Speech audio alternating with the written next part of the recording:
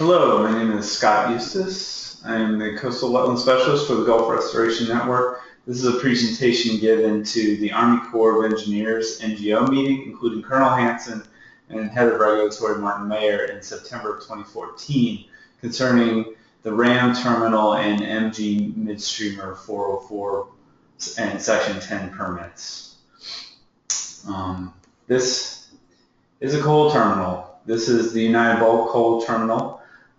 In violation of the Clean Water Act in several different kinds of manner from August of 2012, since we have been working with this company to clean this mess up. But this is the reality of coal terminals up and down the Mississippi River. There are already 4 coal terminals which have expanded, including United Bulk. And they've expanded to perhaps twice or 3 times the actual market capacity for exporting coal in the Mississippi River. So there are questions about why we need any more of these, and then also why do they have to be this filthy. The RAM terminal is slated to be a particularly bad coal export terminal as these go.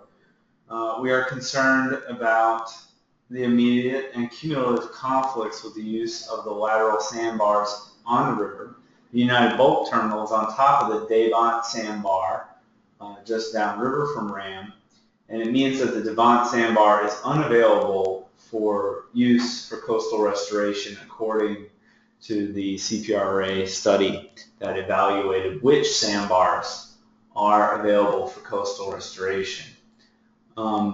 It's especially economically unviable because it's so small, and they said they would have to use the rail. It impacts the historic town of Ironton, which is a freedman town. It's been around for hundreds of years,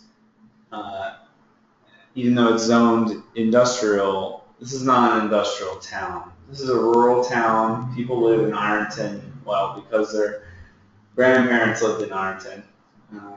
But they lived in Ironton to better themselves, to have a lifestyle that's safe and quiet. And Ironton should not be the next story of environmental racism that happens in the United States. There are rail impacts. The RAM terminal would be the first terminal connected by rail to upstream to Gretna and Harvey and points west, various operations that are harvesting coal in the western areas. And these rail impacts would impact Gretna and Jefferson Parish. And many citizens from those areas have voiced concerns about industrializing Lower Plaquemines and putting 100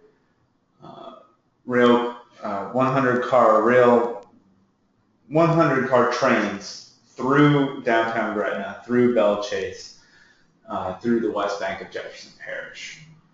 There are, of course, impacts to the air, in particular particulate matter, 2.5 and 10 microns into the air. People breathe this, they choke. A lot of people in the area, including in Ironton, Phoenix, Devant, have respiratory issues already, including asthma.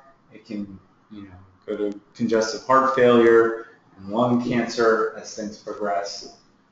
And there needs to be concern for the climate. The president has issued an executive order 13653 that agencies need to consider how actions they take affect the climate, and promoting the export of coal allows this coal to be burned elsewhere, which sinks the Louisiana wetlands. There's an obvious need, because of all this, for an environmental impact statement. These impacts are significant. There's not been a justification for why this site is needed. They say it's the only deepwater port connected to rail. That's not really true. There's other sites on the East Bank particularly the old AMAX site, which was cited as in the port report as the most viable option for port development in Plaquemines Parish. But this particular site is just upriver of a $1 to billion coastal restoration project, the Mid-Barataria Sediment Diversion. Here you see a slide showing where 80-foot tall coal piles would be. I think there would be multiple piles just to the east of those piles, which are connected by the rail. You see a rail loop there to the ship dock, and then the barge fleeting would be downstream, closer to Ironton, less than a mile away. Dust from these piles would impact Ironton based on research done for previous dust litigation from these communities against the existing coal piles. You see about a mile wind shadow for the dust. So certainly it would, or more than a mile, excuse me. So certainly, because Ironton already gets coal dust from the existing facilities, they also get grain dust from the grain terminal just north of where this pile would be situated. There is a wood lot that people from Ironton use to hunt and fish and recreate between the existing industry and the town. Their use of the natural resources would be impacted. And then I think what's concerning for those of us who don't live in Ironton is impacts on the rate of flow to this $1 billion, up to $1 billion federally authorized wetlands restoration project. You see it there, the channel that runs from the southwest to the northeast, the Mid-Barataria Sediment Diversion. It's particularly situated on the South Alliance sandbar, which you can kind of see from the bathymetry marks that are in the river in this slide. It has to be in this place because it has to be a channel that directly connects a sandbar to the impacted wetlands on the bay side of this area. It's an old oil field, the Magnolia oil field, that the state and federal government seek to restore by spending money on this diversion channel.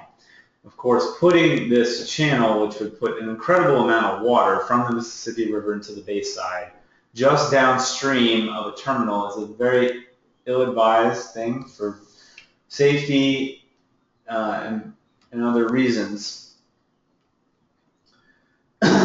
It would take sand away from this diversion, which means Louisiana would have less land at the end of the day. That sand would be contaminated directly with coal and possibly petroleum coke or other products that the terminal would ship. And these impacts need to be evaluated. In addition, the terminal itself would rest on the South Alliance sandbar, which is currently available for coastal restoration as well as the saltwater wedge. The sill that's placed in this area to prevent the saltwater wedge impacting the drinking water of Belle Chase. Putting a terminal piling on top of a sand resource that's used to preserve drinking water also needs to be evaluated.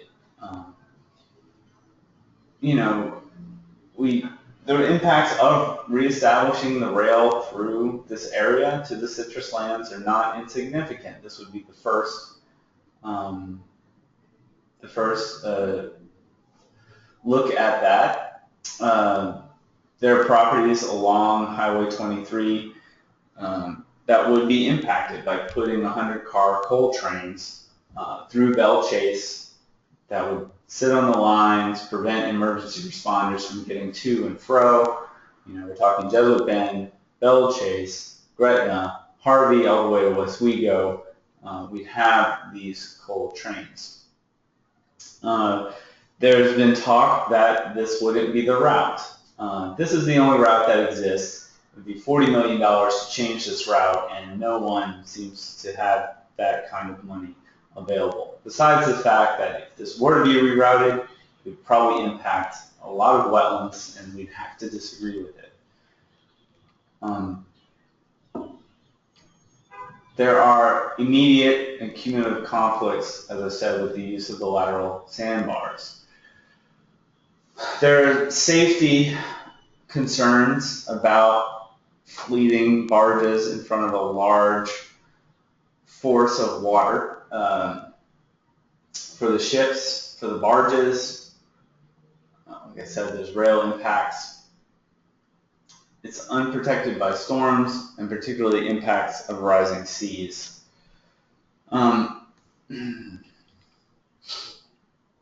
Before we said that these concerns, we had these concerns. In 2014, these concerns have manifested. We've documented and had further documentation of conflicts with the use of these sandbars, in particular the Alliance South, the Point Celeste, and the Devant sandbar. Point Celeste is a particular interest. It's the sandbar providing source material for the current Lake Hermitage marsh creation project, and it is contaminated with coal and petroleum coke from existing facilities. This whole export bubble that manifested in 2012, we were very concerned. It was called a boom then, but in 2014, it seems that the bubble has popped. Even coal advocates like Massey Coal said that the writing's on the wall for this kind of activity. So we really question whether the impacts are worth the meager economic benefits. We've had ship traffic concerns. In fact, we've heard that the MG Midstreamer proposal that RAM put forward was knocked down because of these ship traffic concerns in the river in this area. And the grain terminal, CHS, has had to move its operation around in order to avoid potential conflicts with that and the proposed RAM project. Jefferson Parish and other municipalities are concerned about impacts to their property values and have voiced these concerns, have asked the Army Corps for hearings. We've shown more of the health impacts, and we continue to monitor the air impacts to Wood Park and the Myrtle Grove community. Since 2012, we had some problems at the Stolhaven facility, which is flooded during Isaac and leaked benzene and other materials all over Braithwaite because the facility was not sheltered from the storm. So everything that we had a concern about, we had a concern about in 2012 when we started commenting on this project, those concerns have manifested. And particularly the contamination has manifested. We now see coal and petroleum coke in the Lake Hermitage marsh creation project. That we see some of this material in the Bayou DuPont project. We see much more of it in the Lake Hermitage project, which is directly downstream from the United Bulk and Kinder Morgan facilities. We've had reports that this material, some of which is softball size, the material can clog the pipeline, and the Lake Hermitage project had several delays, which increases costs, which means less wetland acreage per dollar at the end of the project. We're concerned that that can take land away from Louisiana. We're concerned that adding more coal terminals just upriver from very critical sandbars will increase this problem and take land away from Louisiana. After being in denial of this problem for some time, CPR is now investigating this, even though they wouldn't do it when we commented on the coastal use permit. They said that they would seek to look at their agreement with the dredging contractor and see how liable they were, but we are frustrated that there's no mention of this problem in the permitting process, in the regulatory process. We would like the Army Corps to examine the problem before we institute the facility. These are foreseeable problems. There are contamination concerns which have been raised by the Water Institute of the Gulf, report, and USGS should be coming out with results soon of how polycyclic aromatic hydrocarbons and heavy metal flows through the ecosystem, through marsh ecosystem from coal. Their study does not concern the petroleum coke materials that we have that are in our coastal restoration projects. But before a new coal terminal can be permitted, these impacts, contamination concerns need to be evaluated, particularly if it's going to be permitted directly upstream from a large sediment diversion. There's one of the doctors, maybe that's Dr. Black, up in the Pacific Northwest studying the transport of materials from coal through the ecosystem. We asked that these materials have some kind of tracer, neutral tracer placed on them as recommended by the Society for Conservation Biology. So if the product is spilled or when we do see it in the Lake Hermitage project, that we can track it to a responsible party. Right now, we have these materials in Lake Hermitage, and our agencies will not act because they feel it is too burdensome to find out whose material this is, which is kind of ridiculous. So before we move forward with another permit for another facility, we should have a study and evaluation of how to track these materials. It's very obvious to us who's responsible. It's all the facilities upstream to the degree that they pollute, to the degree, to whatever degree of the volume of material that they move. So a facility that moves a large amount of material, and that's recorded, can be expected to pollute less than a facility that only moves a much smaller volume of material. Which facilities are upstream? How much are they moving, and how dirty are they? Those are three factors which it can easily parcel out responsibility of these, how much of these materials are in the marsh restoration project. But tracers, since we're having this problem, agencies still won't say that any parties are responsible. We want tracers on these materials before a new facility is permitted. So there was a study done by Arcadis and Water Institute of the Gulf on the impacts that permitting this facility would have. That study said that there were safety concerns that needed to be evaluated. What happens to a barge or a ship that's placed in front of these very large river flows? That's perhaps something that the Coast Guard, the Corps, needs to ask the Coast Guard about. But at the core of it, putting this terminal in front of the sediment diversion lowers the river power, lowers the ability of the project to deliver land to Louisiana, and results in the loss of millions of tons of sediment every year. And that means there's less land in Louisiana at the end of the day, and the project is crippled. Why should this be permitted? And why should it be permitted without evaluating the degree of that loss and without evaluating the effects of the contamination?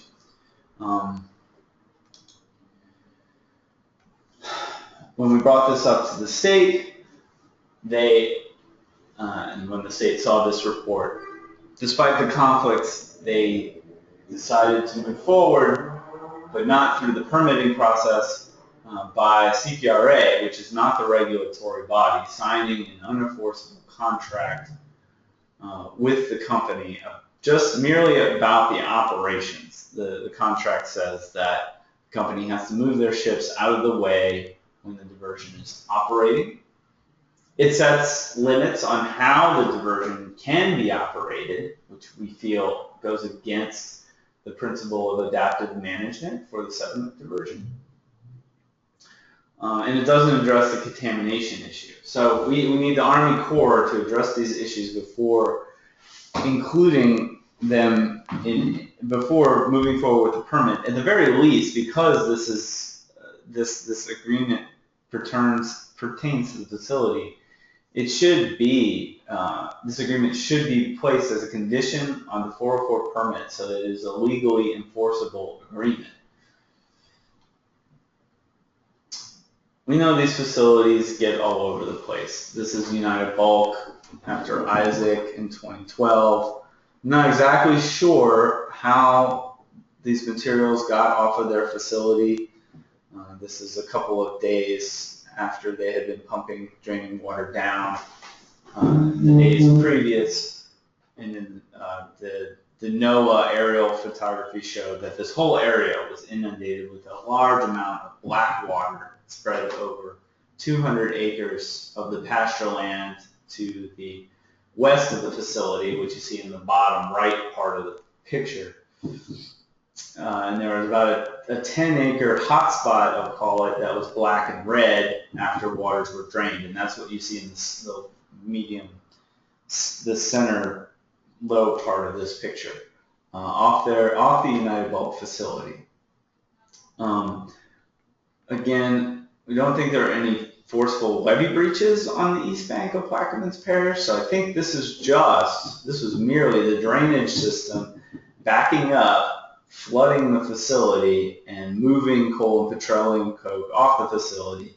These are uncovered piles of coal and petroleum coke. They just go everywhere in the storm.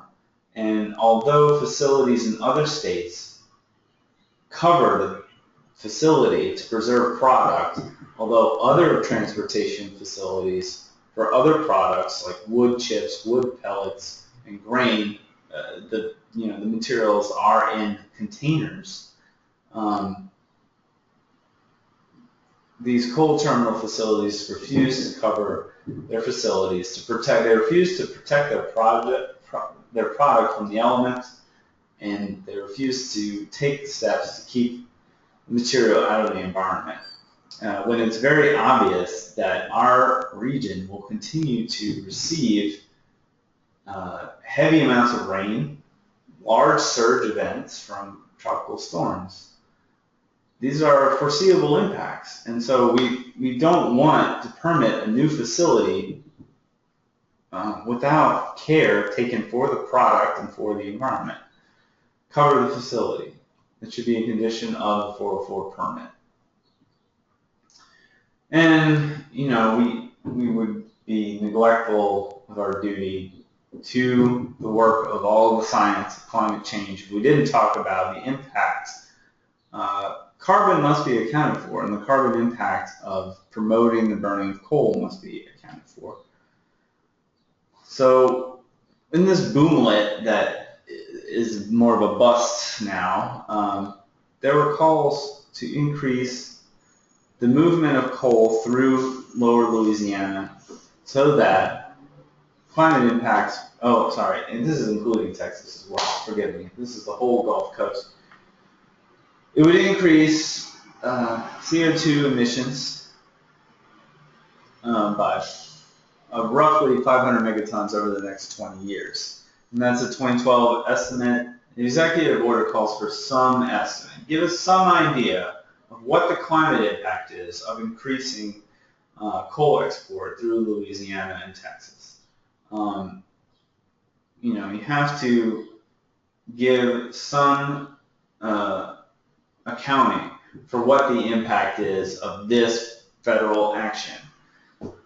And we know that the 50-year impact of increasing carbon emissions is the loss of over 2,000 square miles of wetland over the next 50 years, according to the state master plan.